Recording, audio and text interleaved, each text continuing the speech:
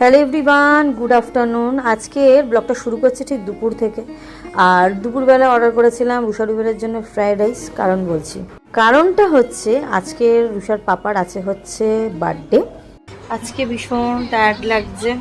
পাশেই যে মেয়ে শুয়ে আছে, একটু পরে কাজ আছে, তো বেরাবো, তাই এখন একটুখানি রেস্ট নিয়ে নিচ্ছি। আজকে সকাল থেকে সেরকম একটা ভিডিও আর সেরকম কিছু করতেই পারিনি। আজকে শরীরটা ভীষণ একটা লো ফিল হচ্ছে, তো সেই জন্য সেরকম কিছু আর ভিডিও আজকে করিই নি বলতে পারো।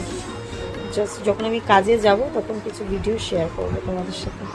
এই ফার্স্ট টাইম আমি কিছু করতে পারলাম না। কাজে গেছিলাম, তারপর কাজ থেকে এসে বাড়িতে তারপর আবার কেক আনতে গেছিলাম। তো আজকে সেলিব্রেশনটা খুব একটা সেরকমভাবে কীভাবে যে করব সেটাই আমি জানি না। এই ফার্স্ট টাইম কোনো সেলিব্রেশন করতে পারলাম না। টাটা।